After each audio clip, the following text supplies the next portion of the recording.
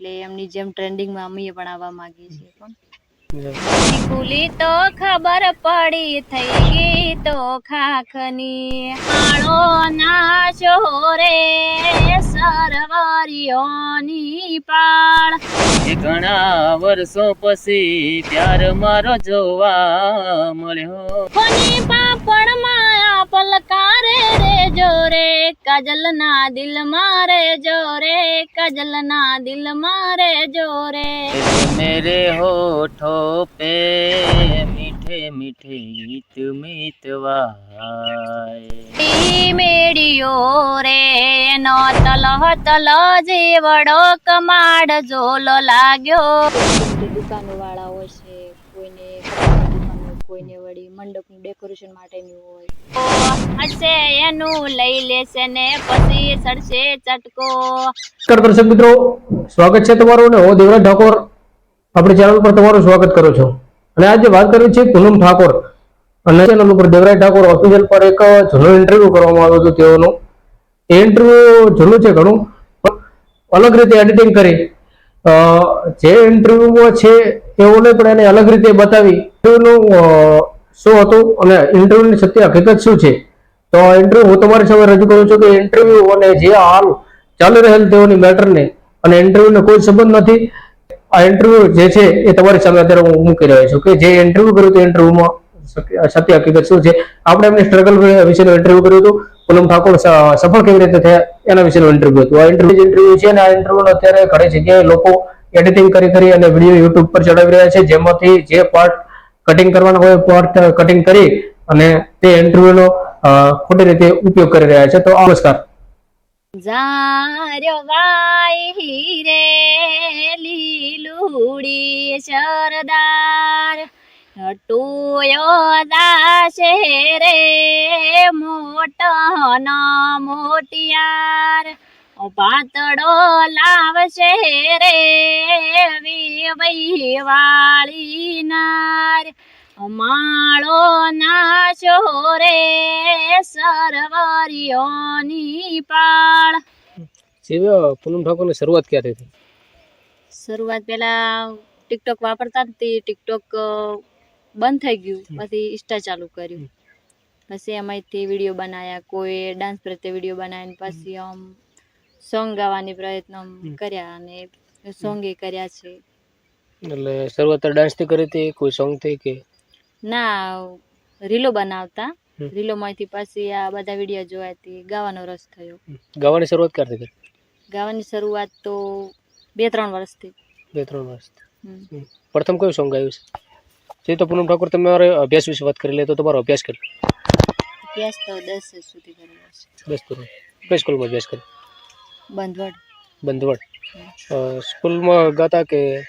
સ્કૂલમાં ગાતા તે 2-3 એવા પ્રાર્થનામાં ગાઈ હતી કવિતાઓ ને એવું બધું. તો શિક્ષકે તમારો અવાજ સારો છે, એમ આગળ મોટા કલાકારે બની શકો છો, જો પ્રયત્ન કરો તો.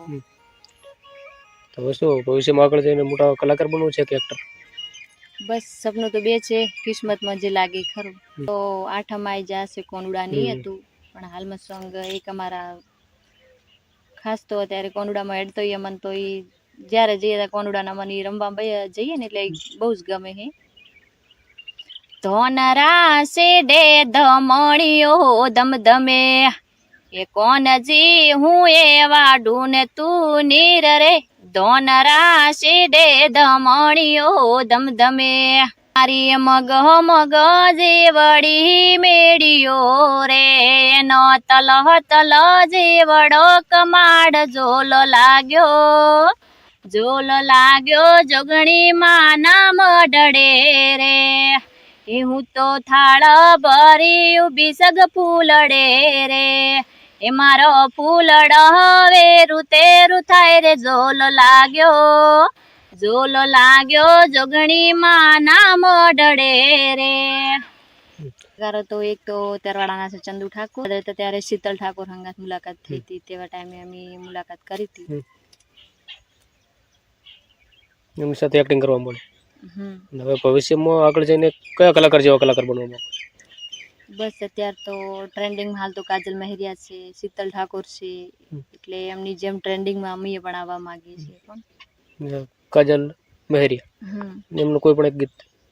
હો દિલ મારે જોરે કાજલ ના દિલ મારે જોરે, દિલ મારે જોરે કાજલ ના દિલ મારે જોરે, આંખોની પાપણમાં પલકારે રે જોરે, કાજલ ના દિલ મારે જોરે, કાજલ ના દિલ મારે જોરે.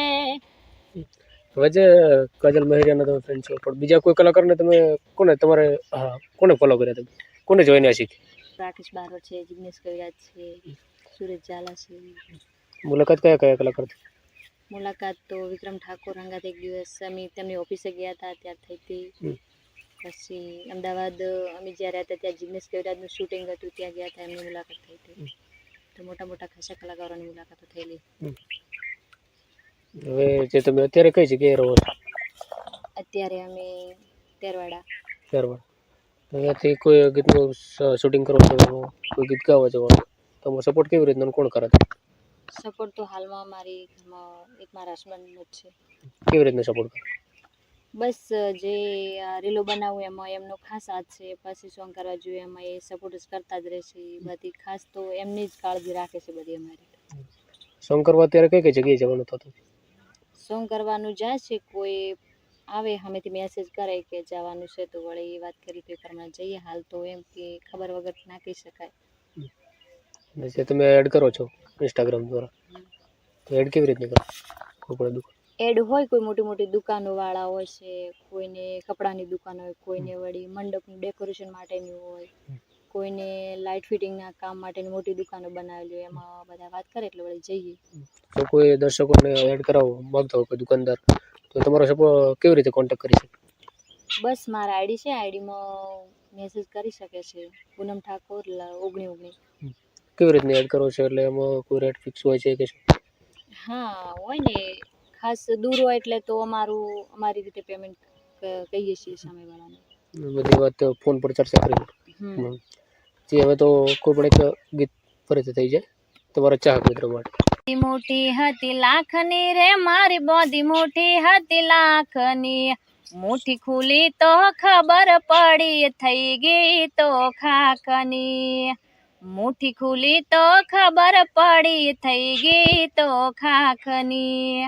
રાતે વનમાં મીંડળ જા મીંડળ પરણે ને જાડવા બાળ કુંવારા, હું તમને પૂછું મારા ભોળા રે વિરલ ભાઈ, આવડા તે લાડ તમને કુણે રે લડાવ્યા, હું રે તમને પૂછું વીરા લાડ કુણે રે લડાવ્યા.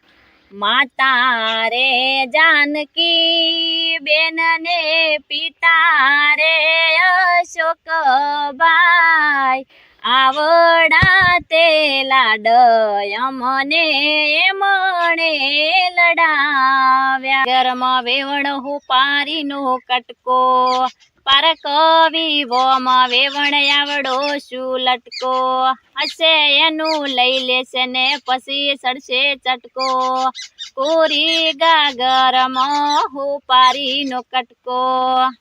શિવડાવું જોગણી માની મોજડી, એ મારા ચાંબડાની શિવડાવું જોગણી માની મોજડી, એ આખી દુનિયા રે અમીર ને હું એક દુબળીની તું રાખજે જોગણી લાજ રે ખડોસણ વાળી, મારા ચાંબડાની શિવડાવું જોગણી માની મોજડી. ને આઈ બચપણની યાદ, દિલને આઈ બચપણની યાદ, ઘણા વર્ષો પછી પ્યાર મારો જોવા મળ્યો, એ ઘણા વર્ષો પછી પ્યાર મારો જોવા મળ્યો. પહેલે પ્યાર કી पहली रात याद रहेगी, फूलों के इस शहर में मुलाकात याद रहेगी, तेरे मेरे होठों पे मीठे मीठे गीत मितवा